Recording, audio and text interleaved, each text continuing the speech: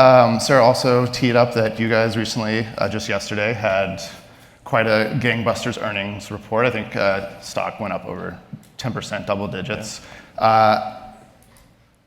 Hard topic to talk about when you guys are doing so well, but just I'm curious, what do you attribute that success to for you guys at CrowdStrike and across the industry? Do you think that is going to foretell more growth, more success, especially sort of as people continue to think about AI investments in cybersecurity?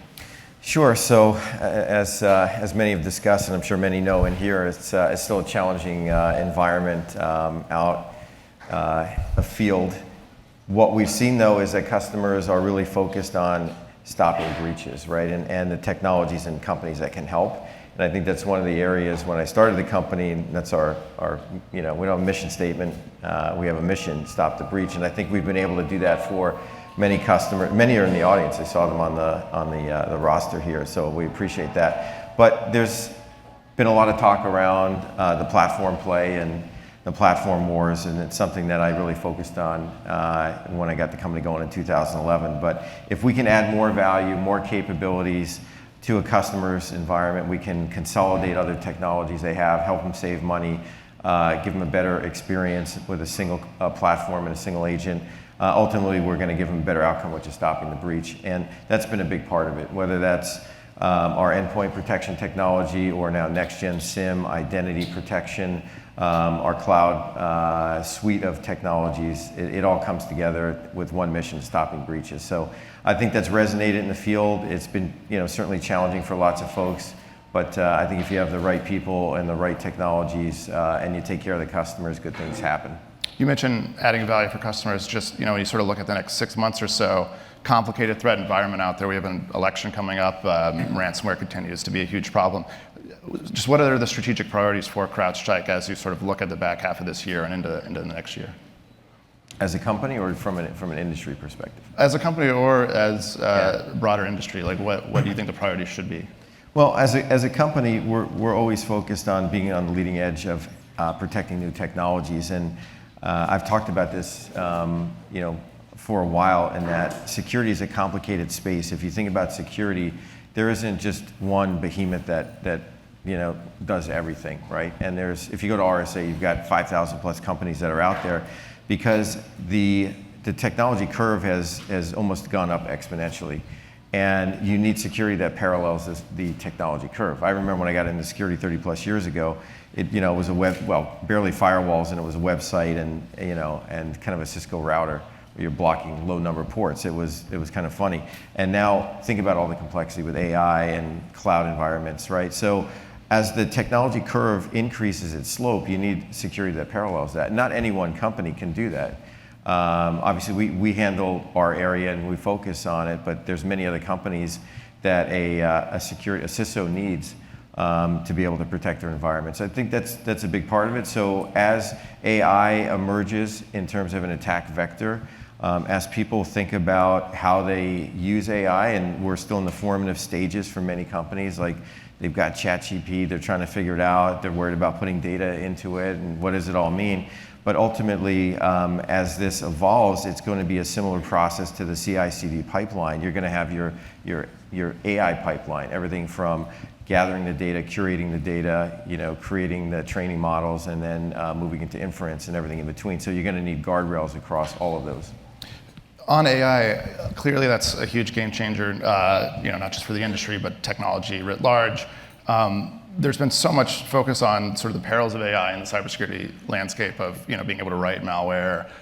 We've seen it used sort of crudely in the disinformation space, but it's clearly also can be very useful in the defense space. So do you see AI as more of a threat to cybersecurity or more of an opportunity, or is it sort of a net zero? Like, how do you sort of think about dealing with those next-gen AI threats versus sort of the opportunities and the ability to help protect customers?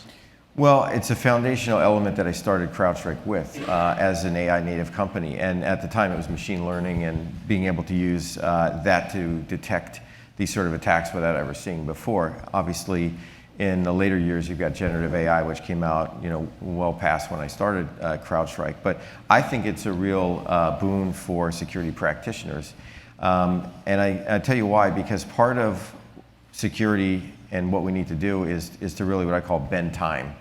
And in security, every company here is going to have some level of incident, right? What you want to do is make sure that incident doesn't turn into a breach. And any big company is going to have that. And if you can bend time, that's going to help you deal with that incident and make sure that it doesn't grow into something much bigger. As an example, our breakout times in which we track it's off our website have come down dramatically. Now it's 62 minutes, meaning that if an attacker gets onto a system, like some we're going to talk about here in a minute, it on average takes 62 minutes before they can move laterally somewhere else. We've seen this as low as 2 minutes and 7 seconds, right? And so if you can bend time and you can get in front of this, you have a much greater probability of stopping the adversary. That's one piece. The second piece then is, well, what does it mean for the adversary?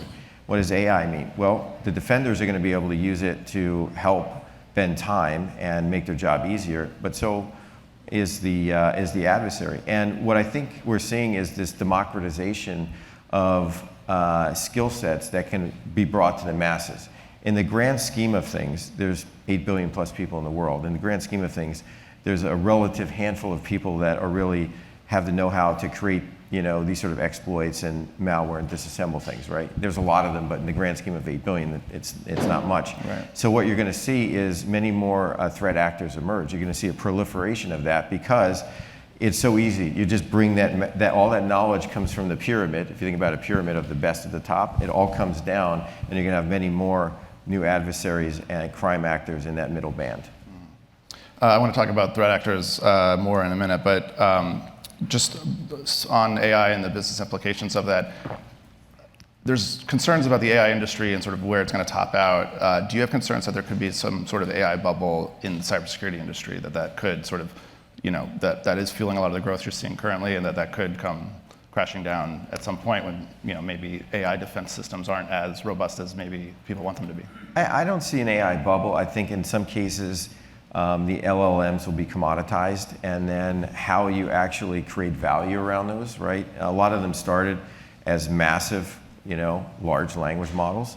And what we're seeing is that you can create smaller ones that give pretty good efficacy, but are much more cost effective and are bespoke to the application that you're building it for. So I think there's going to be a lot of innovation around leveraging AI and how you actually use it and what you use and how you create it and how you train it and those sort of things. So I don't see it as a bubble in cybersecurity. I think we're really in the early innings when we show customers that you can take 8 hours of grunt work in a security operations center and do it in 10 minutes, when you could write a situational report, in 10 seconds because you're a prompt engineer, and Charlotte can put all this information together and basically give you a whole situational report of an incident. Like, that's incredible. So I think it's only going to fuel cybersecurity in terms of allowing people to move faster and get better outcomes.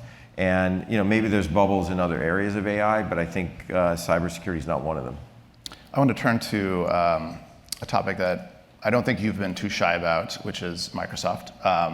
They are a large security product vendor, huge in the space. Recently, there was the US government report, the Cybersecurity Review Board came out and knocked them pretty aggressively for a government document saying they had inadequate security culture because of the way that they handled a Chinese hack on State Department and Commerce Department officials tracing back to last summer, or was identified last summer. Really remarkable to see that, and since then, Microsoft has said they're overhauling their security, sort of prioritizing that as like top of mind. But CrowdStrike and others have sort of taken that as an opportunity to point out that there are other security opportunities out there as well. And I just wanted to ask you, what did you make of that report? How significant was it to see a government sort of pretty sharply criticize security practices at one of your competitors, and has that been an opportunity for you guys? Well, I thought it was a very fair and well-written report. And as you said, it didn't really pull any punches. And I think that was the beauty of the report. It basically stated the facts. There were a lot of people that worked on that report, and I think they did a fantastic job of laying out the facts of just the crisis in confidence in Microsoft and what they're doing, and sort of the culture of putting dollars first and licensing first above security. Even if you look at the latest recall feature, which is now a buzz, as you take screenshots and store it in a SQLite database, that may not be the best thing in the world, right? So you have to look at, words are words and actions are different, and you have to look at the actions versus the words. So we'll see what happens there. But if anyone hasn't read the report, you should go out and read it. It's off the CISA website, and whether it's the culture they talked about, or just even some of the areas in terms of being forthright in their blog and the timing around it, and just the transparency. There was a lack of, I think, transparency and quite honestly being forthright about what happened. And it's all laid out factually in the report. So report should stand on its own, but obviously there's some challenges that they're going to need to overcome. Just on the recall product, some security researchers have said that's kind of a huge threat surface for customers who use that. That's a concern you share? I mean, should Microsoft consider recalling the recall?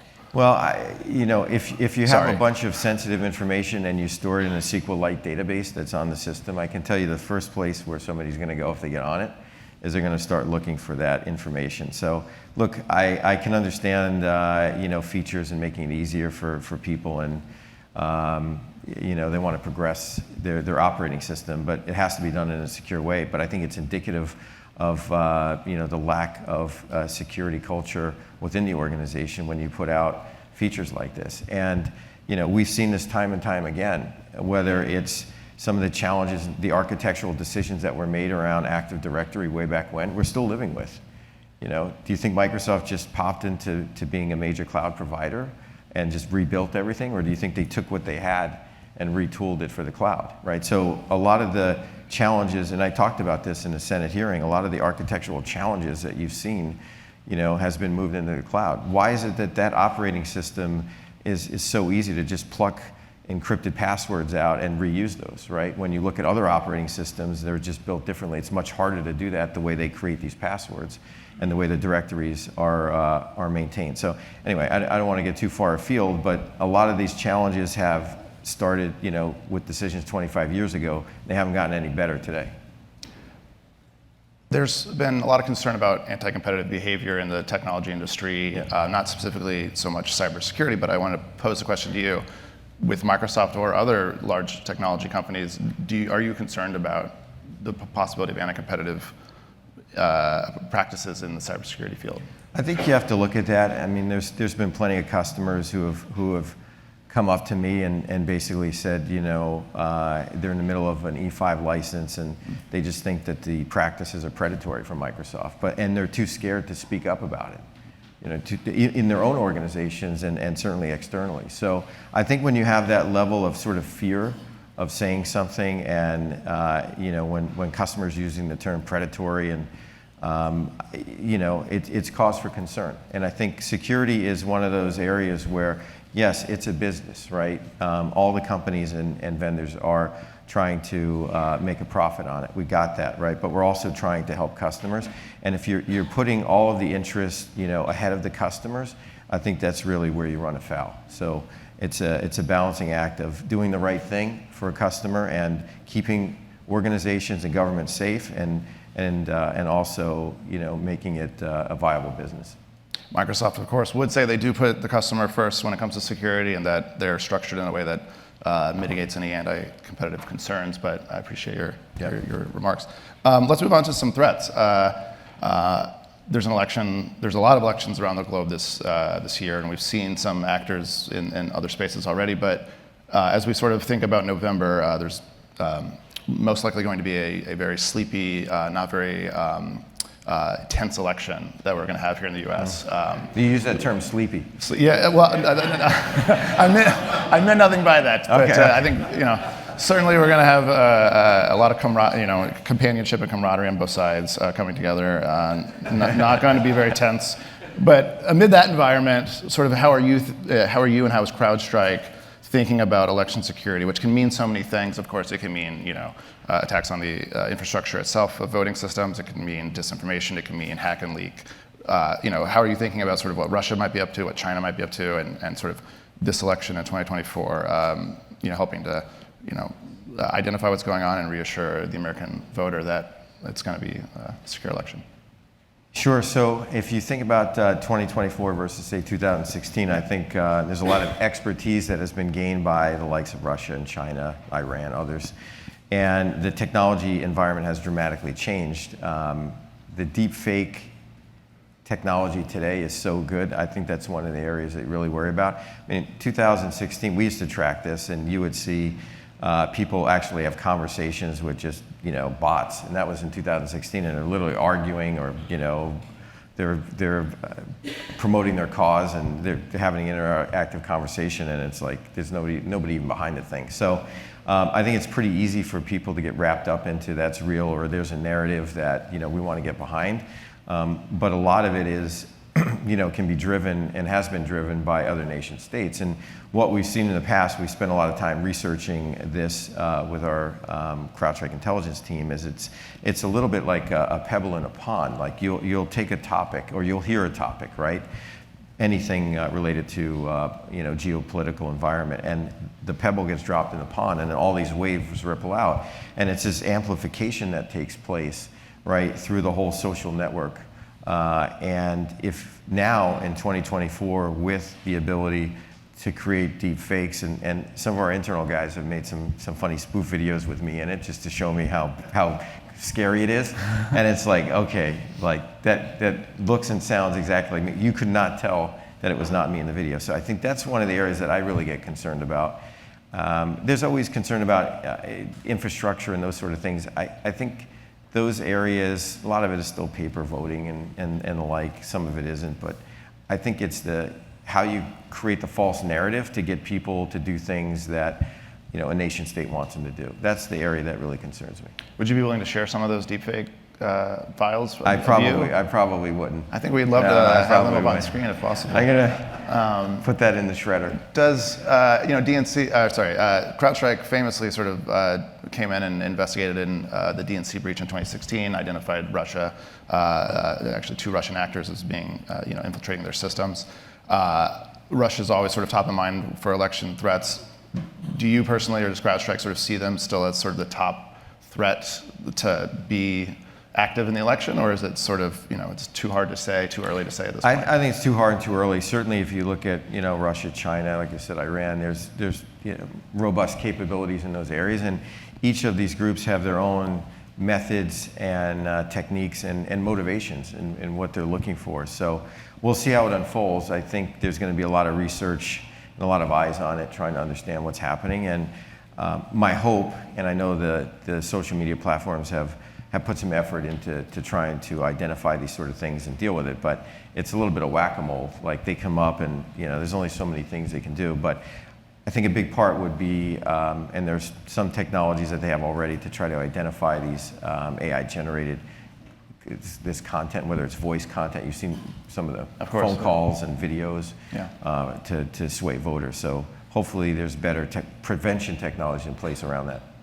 Just maybe one more question, and then if there's any audience questions, we'll go to you guys, and you can just raise your hand and Mike will come. Volt Typhoon, or I believe you guys call them Vanguard Panda, yes. But the U.S. government has sort of adopted the Volt Typhoon moniker. Chinese threat actor that's seemingly getting in all sorts of U.S. critical infrastructure, not for espionage purposes, but to pre-position, as government officials have said, for a potential disruptive attack or attacks on our infrastructure, perhaps ahead of a conflict over Taiwan. Yes. This is very serious. I feel like the level of rhetoric I'm hearing from these officials is sort of, in some ways, unprecedented about a cyber threat. Just, you guys have tracked this threat actor. What can you tell us about how serious this is? What are your concerns? And are we doing enough to sort of respond to this Chinese APT threat? Well, the threat actor is very capable, and the threat is real, and it should be taken seriously. If you look at the critical infrastructures they targeted, whether it's power, water, wind, et cetera. It goes, shipping, et cetera. It goes across the board. It's something you have to really be concerned about. I think the U.S. government is right to be concerned about. And what we've seen is really what's called operational preparation of the environment, OPE. And that is the staging of capabilities in these OT environments. Obviously, the thought is if there is some level of outbreak in Taiwan, with Taiwan and China, that some of these capabilities could be activated, which would greatly impact the response of the U.S. government. So you have to be concerned about it. It's real. We've been involved. We've tracked and seen these threat actors and helped some of the organizations respond to it. So at this point, I think the government has done a decent job of raising the flag, and it's something that we have to be concerned with. But it's different. China spent a lot of time stealing data and copying it. Right. This is not stealing data. This is preparing the environment to activate it at some point in the future. Right. All right, are there any questions in the audience? Right here in the front. Front row in the middle. You can probably hear me. Just get the mic for recording purposes. So And I could use my Marine voice. If you could just identify yourself as well, that'd be great. There's a global battle going on around chips. And right now, China has more plants under construction than anyone else in the world, and they're investing significantly more than the U.S. in chip production. What do we need to do to stay ahead of the race and continue to lead in that area besides, sanctions? How do we stay ahead? I think it comes down to dollars and cents, and I'm not an expert, and I really won't comment one way or another on the CHIPS Act, but I think there's been some recognition that we have to have more of these capabilities in the U.S. But when you look at how long it takes to get a manufacturing facility set up, and just kind of the approvals, the regulations, the cost, I mean, it's a slog here as opposed to in some other place like China. It's much easier to throw things up. They're not dealing with all the environmental impacts and agencies and studies and and protests where these manufacturing facilities come up. So I think some of it is a bit of our own doing, but at the end of the day, how do we make it more cost effective to be able to get these manufacturing plants built here in the U.S. and you're seeing some of them. You're seeing some of them in Arizona, right? Some big manufacturing facilities, but it takes time, and I think there's always a lag in terms of what chips are being made. We saw with COVID, like the smallest little chips that nobody wanted to make were the ones that was impacting everybody. Couldn't get a car, couldn't get a key because the little chip that goes in the key was made, in China or somewhere else, and it was impacting the supply chain. So whenever you have to ask the question, how, it's just follow the dollars, and how do you make it effective for businesses to do something here.